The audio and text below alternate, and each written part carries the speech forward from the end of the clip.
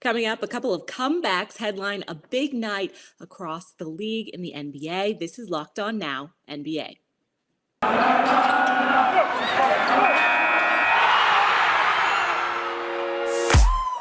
The biggest games, the best performances, expert analysis. You are Locked On Now. Welcome in. You're listening to Locked On Now NBA, local experts on the biggest stories on the hardwood. I'm your host, Kainani Stevens. Thank you for making Locked On Now your first listen every single weekday. Our Locked On NBA hosts are here. They're ready to break everything down for you from last night in basketball. And the reigning champs hosted the best record in the East in last night's biggest game. The biggest game. The Bucks trailed the Heat late in the fourth quarter, but a big run in the final minutes was able to shock Miami and hand them a very rare loss. After Milwaukee stormed back in dramatic fashion, Locked On Bucks gives us the full recap. What's up, everyone? Kane Pittman here from Locked On Bucks. Just minutes after Milwaukee snatch a victory. It was a robbery at 5-serve forum, 120-119 over the Miami Heat. They trailed 113-99 with 6 minutes to play. Finished the game on a 21-6 run. Drew Holiday with the game winner, and Milwaukee pick up a win that, quite honestly, is much needed. We've heard some conversations out of the Bucks camp that it is go time. It's time to figure it out. I think for everyone, whether you're a fan, whether you're covering the team or the Bucks themselves, they've gone through a bit of a malaise this season, we should say.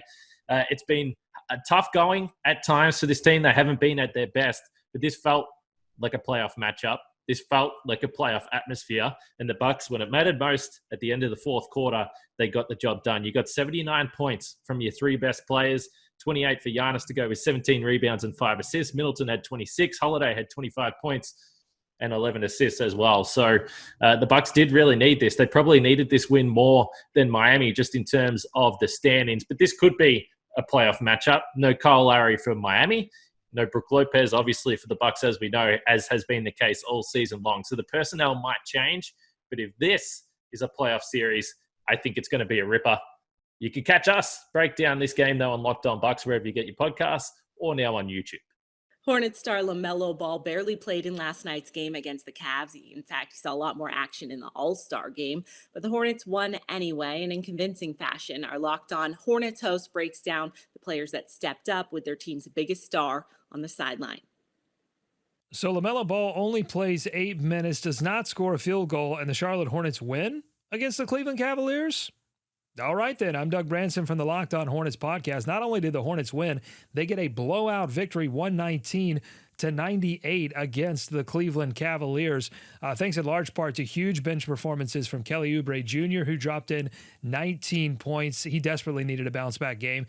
And then 10 points from Isaiah Thomas, the newest Charlotte Hornets addition. He's in on a 10-day contract. This was his first game with the team. Leading the way for the Hornets, Terry Rozier, 29 points, 7 rebounds, 7 assists, helped stave off a late comeback by Cleveland led by Darius Garland, who poured in 33 for the Cavs.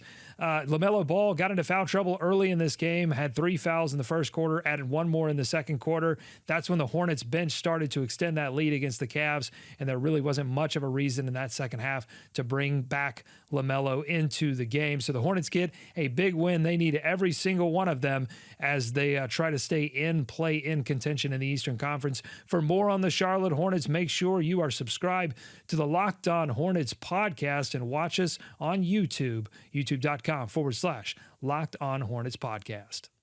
Rookie star Darius Garland returned to the Cleveland lineup, but it wasn't enough to get the Cavs a win over the Hornets. Our Locked On Cavs hosts details the game in Cleveland. Hey, Chris Manning here with Evan Damrow, the Locked On Cavs podcast, coming to you with a Locked On Now after the Cavs lost to the Charlotte Hornets 119-98 on Wednesday. Darius Garland returned, scored 33 points, but Evan, it didn't matter that much ultimately. No, it really didn't in the grand scheme of things. Cleveland loses to Charlotte tonight. They will likely lose to Philadelphia on Friday. If Toronto beats Detroit and Orlando, they likely will. Sunday's game on ESPN has some serious implications because that's between the 6th and the 7th seed in the Eastern Conference. And it's weird to think, Chris, that the Cavs at one point we're flirting with the first seed. Cavs are in a tight spot right now. The Eastern playoff picture is tightening. JB Bickerstaff was also ejected in this game after getting very hot over a Jetty Osman foul call. We're going to talk about the playoffs, this game, and JB Bickerstaff and everything Cleveland Cavaliers on the Locked On Cavs podcast. Subscribe wherever you get podcasts. Coming up, the Knicks continue to stay in tank mode and the Suns win big at home. This is Locked On Now NBA. This episode of Locked On Now is brought to you by BetOnline, the number one spot for all of your betting needs. Even though football's behind us, we still have tons of playoff basketball, including March Madness, coming our way. Whether it's props, odds, whatever your betting needs are, they have you covered. Just head over to betonline.net. Welcome back to Locked On Now NBA. I'm Kainani Stevens. Thank you for making Locked On Now your first listen every weekday. The New Orleans Pelicans have not lost since the All-Star game, and Brandon Ingram played his part in keeping that streak alive on Wednesday. Locked On Pelicans takes you through last night's best performance. The New Orleans Pelicans are undefeated after the All-Star break and are making their run at the play-in tournament after beating the Sacramento Kings 125-95. I'm Jake Madison, host of the Locked On Pelicans podcast and Locked On NBA. It was a bit of a slow start for New Orleans, maybe a Mardi Gras hangover, but once Brandon Ingram got cooking the cruise past the Sacramento Kings, Ingram has been putting in extra time after practice to work on his shot, and it showed as he couldn't miss in this one. 15 of 19 from the field for 33 points. He only scored one free throw. It was an excellent display of why he's such a killer from the mid-range. And the Pelicans offense as a whole is really starting to gel. CJ McCollum, the new addition, 17 points. And when he and Brandon Ingram were both double teamed, they got the ball to Jonas Valanciunas, who put up an easy 17 points, 14 rebounds. Since the All-Star break, the Pelicans are 3-0 and not just thinking about grabbing the 10th spot, but potentially 9th from the Lakers as they continue their slide. Head coach Willie Green has figured out the rotation. Plus, there was a positive Zion Williamson update today as the Pelicans announced his foot is showing improved healing. It's still a long shot he makes it back for the season, but regardless, things are looking up for New Orleans. So for more on the Pelicans, Brandon Ingram, and the Zion situation, be sure to check out Locked On Pelicans. Our Locked On Kings host called this game the biggest one of the year for Sacramento, but the Kings just simply didn't show up for it. Here's his takeaway post-game. The biggest and most meaningful game of the season, and the Sacramento Kings go and lose to the New Orleans Pelicans by 30. Hi, this is Matt George, host of the Locked On Kings podcast, and can't say it's surprising. The Kings have not been successful in major games really at all over the last 15 seasons. Not that they've had that many major games to speak of.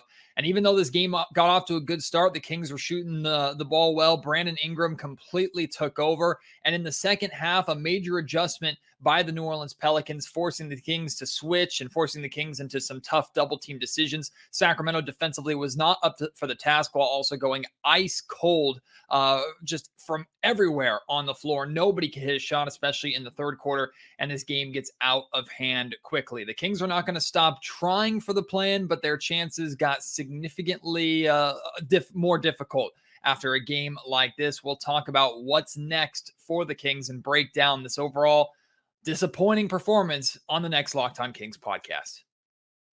The New York Knicks lost again, and in a big way. That has our Locked On Knicks host officially declaring that the tank is on. He goes over the few bright spots from last night's big loss to the 76ers. Oh, don't mind me. I was just running tankathon simulations. The Knicks just lost their 16th of their last 19 games to the Sixers, 123 to 108. Things are not looking too great. The tank seems to be on in full effect. All you can do is laugh through it and enjoy another 30-point RJ Barrett performance. That's it for Knicks fans right now. Otherwise, hey, look, there's Paolo Banchero. Pretty cool. Or Chet Holmgren, whatever. That's pretty much all we got to look forward to at this point. This game was the case of a team that has nothing really going for it right now versus a team that actually has title aspirations, that has a new star duo that's looking pretty darn good at the moment. So, is what it is. Just going to keep playing Tankathon. So if you don't mind, I'm going to resume doing that. But you can hear more from us on Locked On Knicks, your daily New York Knicks podcast. The Utah Jazz won again last night on the road, but it wasn't quite as easy as Utah fans would have liked to see in the end. With more from Houston, our Locked On Jazz host has the details. The Utah Jazz won their 9th game in their last 10, but it was not pretty. They led by 14 with 6 minutes left, and then the Rockets fired back, seemingly scoring at will against the Jazz defense. And it wasn't until Mike Conley hit 3 monster threes for the Utah Jazz that they took control of this game and won at 132-127. Mike Conley has now hit 12 of 22 three-point shots in the clutch this year. Rudy Gobert, by the way, either had 10 or 11 dunks tonight, which would tie the NBA record if it was 11, on his way for a 27.17 rebound night. And Donovan Mitchell's 37 points and a season-high 10 assists carry the Jazz. They've won 9 of 10, but defensively, they run into a lot of the same issues tonight that they had problems with against the Clippers in the playoffs and other teams when they have 5 shooters on the floor. For more on this one, go to Locked On Jazz on the Locked On Podcast Network. The Rockets didn't quite have enough to get the win over the Jazz last night, but our Locked On Rockets host says there's still plenty of positives to take away from that one, as Houston was able to keep pace with one of the best teams in the West. What a game between the Houston Rockets and the Utah Jazz. What's up? Jackson Gatlin here from over at Locked On Rockets. The end result, not a win for the Houston Rockets. However, such an impressive performance from this young Rockets team going toe-to-toe with one of the best teams in the association this season. Jalen Green was huge in this one on the way to his 27 points. He had 16 in the second quarter, including a 3 to close things off just before halftime. Down the stretch of regulation in this one, Kevin Porter Jr. hitting the big bucket to tie things up at 114 all. Mike Conley comes back down, hits a 3 to give the Jazz a 1-possession lead. And then Christian Wood comes up with the prayer at the end of regulation to tie the game up, forcing overtime. But it was too much Mike Conley down the stretch of this one for the Houston Rockets. Hit a pair of 3s at the end of overtime. Also iced the free throws to ultimately seal this game. KJ Martin also had a really nice night. 20 points. Also hit 4 of 8 from distance. His 3-point shooting has been much improved as of late. We're going to break it all down for you right over at Locked On Rockets. That's going to do it for this edition of Locked On Now NBA. Thank you for making Locked On Now your first listen every single weekday. Now that you're done, make sure you check out Locked On NBA and your team's Locked On podcast. I'm Kainani Stevens. This has been Locked On Now.